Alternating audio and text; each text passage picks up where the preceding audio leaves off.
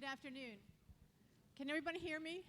I'm Nina Shea. I direct the Center for Religious Freedom at the Hudson Institute, and I'm delighted to be with you here today.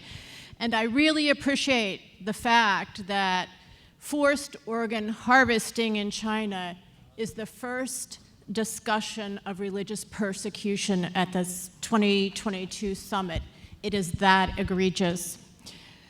And I'm honored to share the stage with Ethan Gutmann. Ethan has been the world's foremost human rights field researcher on China's forced organ harvesting.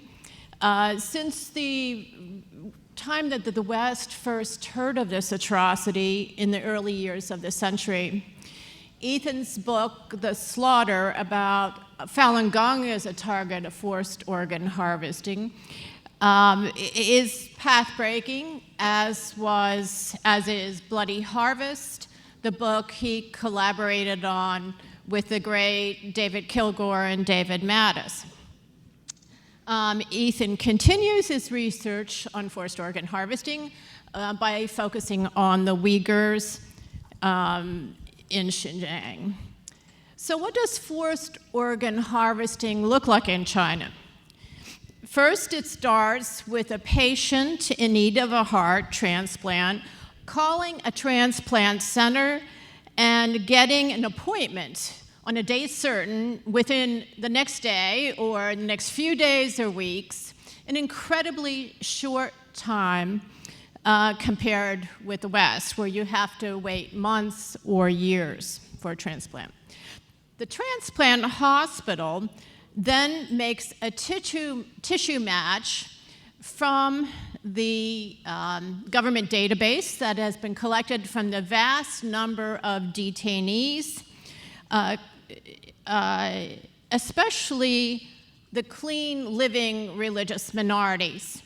And this includes virtually every religious minority in China, starting first most with Falun Gong, but also Tibetan Buddhists, Uyghur Muslims, Kazakhs, and others from Xinjiang, and from house church Christians. The detention system then locates the selected detainees and sends him to the medical center where surgeons become the executioners and kill him while he's still alive for his organs. Jacob Levy and Matthew Robertson are scholars who have proved this beyond without a doubt in the prestigious American Journal of Transplantation this spring.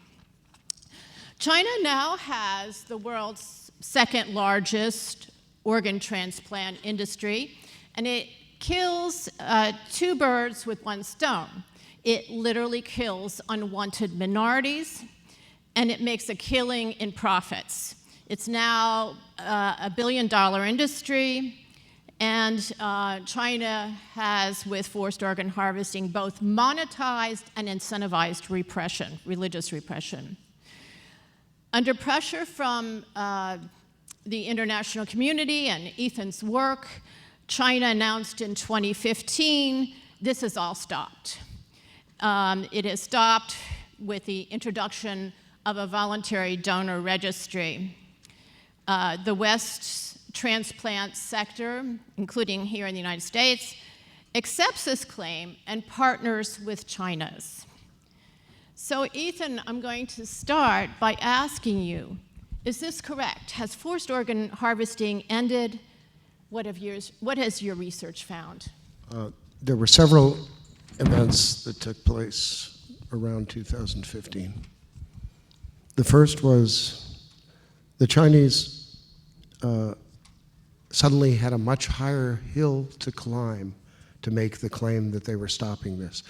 And that came from the discovery that they were not doing 10,000 transplants per year, but 60,000 to 100,000 transplants per year. And this came directly from data produced by Chinese hospitals that just nobody had really bothered to look at or collated. The second problem came in with Robertson and Jacob Levy, again, coming in and showing that the voluntary donation numbers were actually based on an equation. In other words, they had a perfect curve. That's impossible. It's 1,000,000 to 1. So if you have a successful voluntary donation program, you don't need an equation. You just state the numbers. But they didn't do that. Now, they also had one more problem. They didn't have enough organs anymore. Falun Gong built the back of the transplant industry in China, and suddenly it was no longer, Falun Gong were getting older. The amount of people in detention was starting to decrease. So at that point, they start going to Falun Gong homes. And also at that point, about 2014, 2015, they announced the program of health checks for every Uyghur in Xinjiang or East Turkestan, up over the age of 12. No Han Chinese, just Uyghurs. These are blood tests. They're compatible with cross-matching or tissue typing. So what's really going on? What's the real answer? Where are they getting the organs from? And this is where I think my own research, very distinct research, comes in. So most of these witnesses were from Kazakhstan. Every single witness, about 20, was from a different camp. Not a single person shared the same camp. And yet they all described something very similar. About 2.5 to 5% of the camp residents were disappearing every year. And these people were aged 28 to 29. Now, 28 to 29 is when the Chinese medical system has established that your organs are the most viable. They're no longer growing, but you're at the peak of health. And they do it with live organ harvesting, so it's like cutting a flower. So you cut a flower under running water and you transfer it to the person. Well, in this case, what does that look like? Well, one thing it looks like is we discovered, I should say Gultero Hoja of Radio Free Asia discovered a hospital, and its name is the Aksu Infection Hospital. Now, I've been able to talk to witnesses who've determined this was a SARS hospital, and it was built in that time. And then it became a hospital for religious dissidents. And then it became a transplant hospital. And she was able to establish this with a couple of phone calls. What surrounds the hospital? That's the micro. A camp of 33,000 Uyghurs and Kazakhs surrounds that hospital. Next to the hospital, 900 meters away in one direction, is another camp of 16,000 people, and to the north, 900 meters away, is a crematorium. It's the largest crematorium I've ever seen on Google Earth. It's a double burn method. It's very high velocity. And I've talked to witnesses who lived in Aksu and used to drive that road, and they describe the smell of burning flesh or burning bone. Okay, 20 minutes away is an airport, Aksu International Airport. In Aksu International Airport, there's a green passage, it's called. It's a lane. It specifically states that it's for human organs. It's for export. This is a fast lane. It was set up by China Southern Airlines and a very evil doctor in China some years ago. Where are they going? Well, we found one place where they're going, which is a hospital right near Shanghai. It's in the Shanghai region. And that hospital, the kidneys went up 100%. It's a big brother relationship to this same Aksu Infection Hospital. And their liver transplants went up 200%. And that was just 2 years ago. Now, the final thing is this hospital was the first to perform a double lung transplant in the middle of the pandemic. Now, this was an advertisement to the world that China was open for business. So to my mind, when I put these two facts together, and I've talked to these witnesses in person and they've seen terrible things, and I've talked to a witness who witnessed the blood tests that were given to all the inmates being put up on the wall and check marks being put next to them, and those people disappear in the middle of the night. There's no doubt in my mind of what's going on here. This is tremendous continuity between what happened to Falun Gong and what has happened to the Uyghurs now. It's just been compressed into a small space, a relatively small space by Chinese standards. Ethan, you mentioned a case. You take one of your distinctive methods of research is just taking a lot of testimony from survivors or witnesses, survivors of the camps, that is. You told of one case about a man, a son of someone. There are two cases like that that I discovered in Kazakhstan. One case is a son, and the father died in the camps. And I'm not an expert on Muslim burial methods, but they do tend to have a kind of a feature where there's a tunnel, and then the body is laid down horizontally at the end of the tunnel. In this case, the young man, made his way into the graveyard and at the middle of the night and got down there.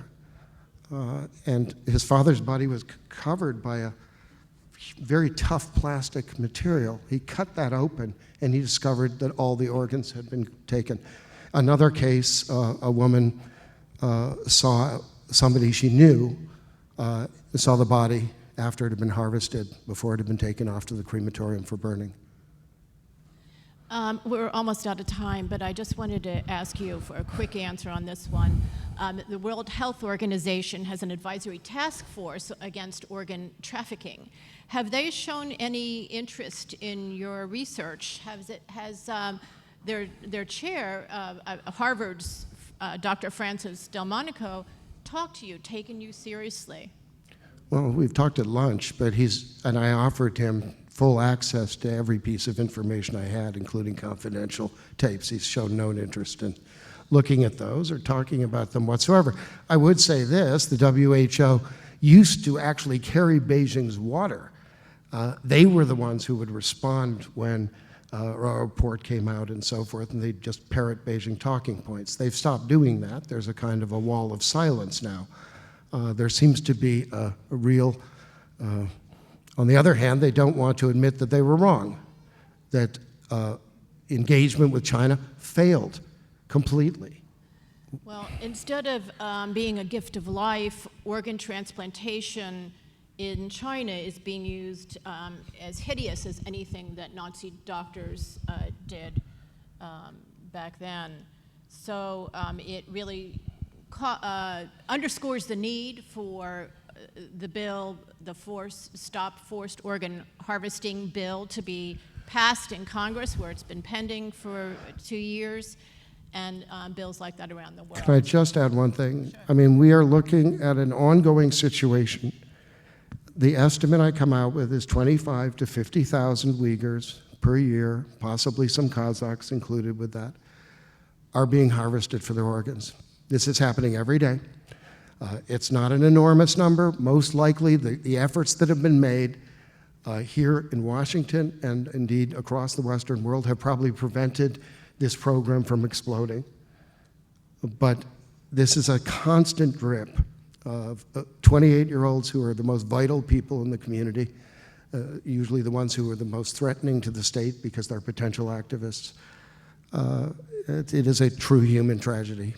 And it really is galling to me, Ethan, that American hospitals and preeminent hospitals and transplant hospitals and medical schools partner with these transplant centers in China in every way, training hundreds of doctors, surgeons, and collaborating in research and in conferences and educational exchanges. But we're out of time, so thank you very much, and thank you all.